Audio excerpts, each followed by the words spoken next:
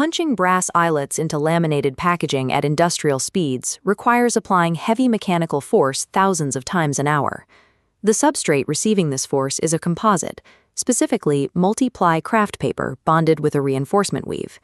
This layered structure relies on a directional grain to distribute weight, which makes it highly effective for carrying loads, but extremely vulnerable to sudden, localized impact.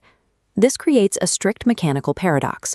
The manufacturing press must deliver enough kinetic energy to permanently deform a solid brass cylinder, while remaining gentle enough to leave the fragile paper fibers immediately adjacent to the brass completely intact. When a standard, uncalibrated punch hits this material, the kinetic energy radiates outward from the strike point faster than the surrounding fibers can distribute the stress. The directional weave resists in one axis, fails in the perpendicular, and creates a microscopic halo of fractured fibers around the brass hardware. In high-volume manufacturing, this micro-tearing is a structural failure.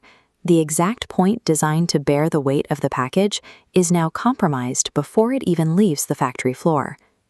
The consequences of this initial fracture compound during transit. Under the constant vibration and compression of international freight, invisible microdamage propagates outward, expanding tiny tears into massive ruptures. At an industrial scale, the mathematics of failure are unforgiving. A defect rate of 0.5% on a standard 500,000 unit global B2B order yields 2,500 compromised units entering the supply chain. For premium commercial suppliers, packaging serves as the physical proof of product quality. A torn eyelet signals a willingness to accept inferior standards, directly damaging client trust. Eliminating this failure rate means abandoning standard punching presses entirely. The solution requires a strictly controlled, unified mechanical architecture that synchronizes spatial alignment, modulated pressure, and specific metallurgy. Perfecting the punch itself solves nothing if the substrate enters the machine out of alignment. The feed stage dictates the success of the entire operation. If the material feeds with a 0.3 mm lateral offset, the eyelet misses the precisely engineered reinforcement zone. The brass is driven directly into the vulnerable stress boundary between laminated layers. Standard fixed-speed belt conveyors inevitably introduce this exact offset, initiating immediate structural failure. The first requirement for spatial precision is servo-driven roller tension control. Paper composites contain constant microvariations in thickness due to humidity fluctuations and adhesive distribution. Servo rollers detect these minute changes in resistance and adjust their feed pressure within milliseconds, preventing the material from bunching or skewing. Once tension is controlled, the system requires sub-millimeter optical registration to target the punch. This diagram illustrates inline optical sensors, reading the geometric edge of the substrate at speeds exceeding 10,000 frames per second. By continuously recalculating the coordinates in real time, the optical architecture ensures the eyelet lands within a strict 0.2 mm tolerance. Finally, floating tension bridges sit directly between the feed rollers and the die station. They maintain constant back tension, preventing the paper from compressing slightly before the punch and relaxing into a distorted position after the strike. With perfect spatial registration, the system eliminates stress boundary strikes entirely. The composite material is strictly and geometrically locked in the correct position before a single unit of downward force is applied. With the spatial feed perfectly secured, the entire engineering challenge shifts to the temporal force modulation of the punch. Seating a brass eyelet involves 3 distinct mechanical events occurring over a few milliseconds: pilot punch penetration, eyelet body seating, and flange rollover. Traditional fixed cam presses execute all 3 stages with a single, undifferentiated stroke of blunt force. Advanced pneumatic press heads separate these events, delivering a highly tuned, multi-stage pressure profile. This split-screen graph maps the precise multi-stage pressure profile over milliseconds. Phase 1 uses approach pressure to prevent impact shock. Phase 2 ramps to 6 bar, cleanly displacing paper fibers. Phase 3 hits peak force, permanently clamping the brass flange. The success of Phase 3 relies entirely on dwell time, the exact millisecond duration the press holds at that 100% peak pressure. If the exact dwell time is too short, the brass hardware fails to fully set into its completely final geometry. If it is too long, the cumulative heat transferring from the metal tooling begins to melt the adhesive holding the laminate layers together.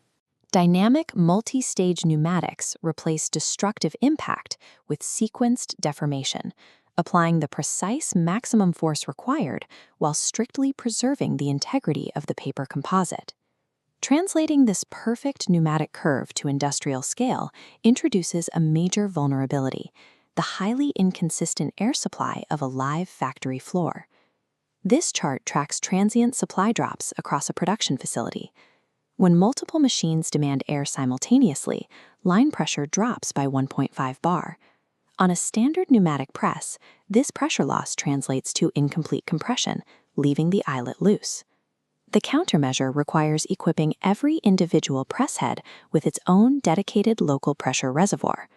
These localized buffer tanks, paired with closed-loop regulators, hold enough isolated air volume to maintain perfect operational pressure for 20 consecutive strokes. By drawing from this isolated supply, the machine ensures the mechanical force signature of stroke 1 is identical to stroke 47,000. Localized air reservoirs decouple the precision of the specific tooling from the chaotic, fluctuating demands of the broader manufacturing floor. The mechanical precision of the press operates on one final variable: the specific metallurgical properties of the hardware being deformed. High-performance packaging requires CuZn30 or CuZn37 brass alloys. In food-adjacent environments subject to humidity and acidic vapors, brass resists surface oxidation without plating, entirely eliminating the risk of flaking contamination. Crucially, these specific alloys exhibit work-hardening behavior. As the anvil forces the ductile metal to bend into its flared shape, the internal structure of the brass actually stiffens, locking into a permanent load-bearing geometry exactly as it deforms. Alternative materials fail the mechanical requirements of the system. Aluminum creeps and loses its shape under sustained weight, while steel requires an insertion force so high it guarantees micro-tearing in the paper substrate. Brass delivers the exact ductility window required to roll cleanly and harden permanently, dictating precisely how the hardware reacts to the tuned pneumatic pressure profile. When synchronized spatial feeding, staged multi-point pneumatics, and precise metallurgical selection operate concurrently, the system produces a highly specific, verifiable output. This schematic lays out the validation metrics of a flawless run: physical eyelet placement locked strictly within a 0.2 mm variance, and zero visible fiber distortion beyond the exact boundary of the brass flange. Structurally, the execution is validated by pull-out resistance, verifying that a single seated eyelet can maintain its bond against a sustained load exceeding 15 kilograms. In global supply chains, these metrics serve as the mandatory engineering baseline required to ensure the packaging survives distribution intact. Applying heavy-duty pneumatic force to fragile substrates is entirely safe, provided every physical variable, from the air pressure in the reservoir to the exact grain of the composite material, is engineered to transform a structural risk into a reproducible mathematical certainty.